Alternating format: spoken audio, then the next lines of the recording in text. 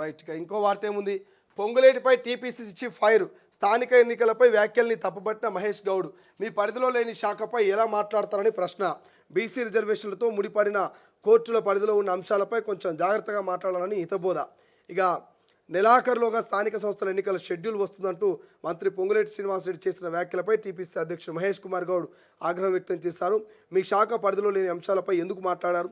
విధానపరమైన అంశాలపై మంత్రిమండలిలో చర్చించకుండా మాట్లాడతారా? పార్టీలో నిర్ణయం తీసుకోకుండానే శ్రేణులను అయోమయానికి గురిచేసేలా ప్రకటనలు చేయడం ఏంటి అని ఫోన్లో ప్రశ్నించారు.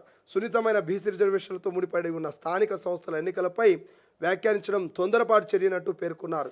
ఇక ఖమ్మం జిల్లాలో ఆదివారం నిర్వహించిన కార్యకర్తల సమావేశంలో పొంగులేటి మాట్లాడుతూ నెలాఖరులోగా స్థానిక సంస్థల ఎన్నికల షెడ్యూల్ వస్తుందని, తొలుత ఎంపీడీసీ జడ్పీటీసీ ఎన్నికలు ఉంటాయని పేర్కొన్నారు. విషయం తెలిసిందే.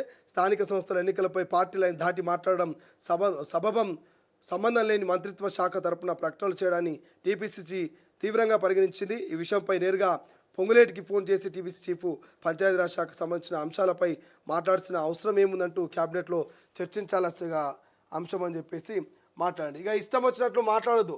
మనం మాట్లాడుకునేవి వేదికలపై చెబితే ఎలా? నిర్ణయాలకు ముందు ప్రకటనల సమిష్టిగా నిర్ణయం తీసుకుందాం, కలిసి నడుద్దాం. మంత్రులతో భేటీలో సీఎం. ఇక 23న సమావేశం కానున్న క్యాబినెట్ స్థానిక ఎన్నికలతో పాటు పలు అంశాలపై నిర్ణయాలు తీసుకునేటువంటి అవకాశం ఉందట. ఇక ఫోన్ ట్యాపింగ్ కేసులో వాగ్మూలం ఇవ్వడానికి నేడు సిట్ ఎదుటకు మహేష్ కుమార్ గౌడ్ అట. ఫోన్ ట్యాపింగ్ కేసులో వాగ్మూలం ఇవ్వడానికి నేడు సిట్ ఎదుటకు మహేష్ కుమార్ గౌడ్ పోతున్నాడట. సో ఇది పొంగులేటి ముచ్చట ఒక్కటే కాదు, మహేష్ కుమార్ గౌడ్ ముచ్చట ఒకటే కాదు. పొంగులేటికి పంచాయతీరాజ్కి సంబంధం లేదు. ఆయన రెవెన్యూ శాఖ.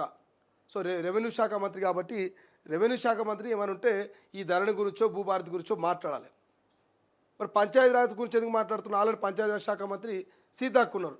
మొన్న సీతక్క కూడా ఒక స్టేట్మెంట్ ఇచ్చి మళ్ళీ అది కాదు తూచ్ అని చెప్పి ఆ స్టేట్మెంట్ను మార్చిరు. ఈ పంచాయతీ ఎన్నికలకు సంబంధించి ఆమె కూడా వారంలో పంచాయతీ ఎన్నికల నోటిఫికేషన్ వస్తుందన్న తర్వాత ఉండి లేదు టైం పడుతుందని మళ్ళీ మాట మార్చే ప్రయత్నం చేసింది. ఇట్లా ఎందుకు కాంగ్రెస్ పార్టీలో ఉన్నటువంటి మంత్రులు ఒకరికొకరు ఎందుకు కోఆర్డినేట్ చేసుకోవట్లేదు?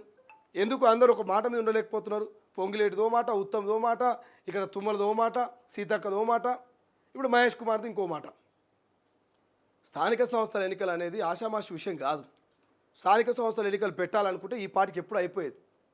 కానీ 100% ఉన్న బీసీలు కొట్లాడితే ఇలా 42% రిజర్వేషన్కి సంబంధించిన బిల్లు ఎడబోయిందా? పార్లమెంట్లో పోయి ఆగింది.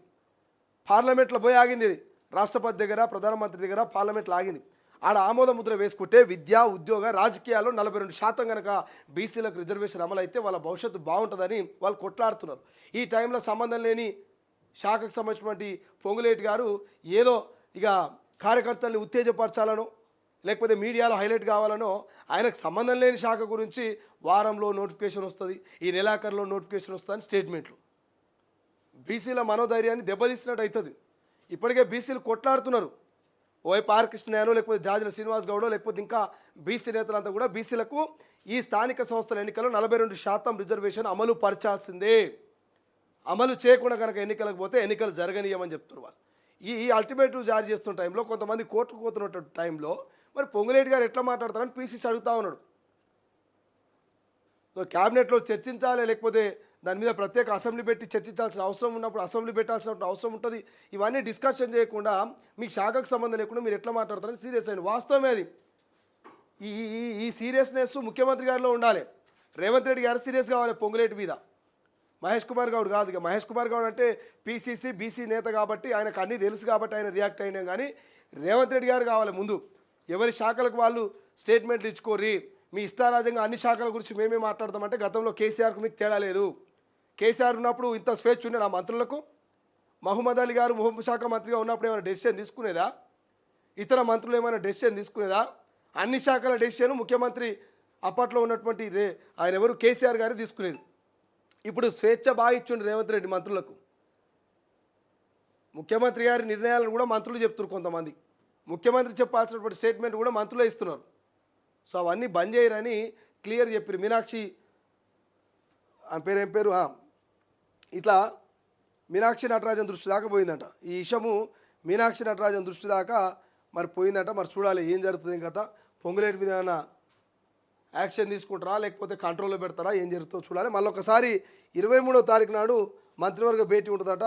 23న సమావేశం కాన్న క్యాబినెట్, ఆ క్యాబినెట్ నాడు ఈ పంచాయతీ ఎన్నికల మీద ఒక క్లారిటీ అయితే వస్తుంది. మ్యాక్సిమం జూలైలో మాత్రం సర్పంచ్ ఎన్నికలు ఉండే అవకాశం ఉంటుంది. జూలై 3వ వారమో 2వ వారం నుంచో ఎన్నికలు ఉంటాయి. ఈ జూన్ ఎండింగ్లో మాత్రం ఖచ్చితంగా నోటిఫికేషన్ వస్తుంది. బట్ వాళ్ళు ఎంత దాయాలని చూసినా అది దాగే పరిస్థితిలో లేదు.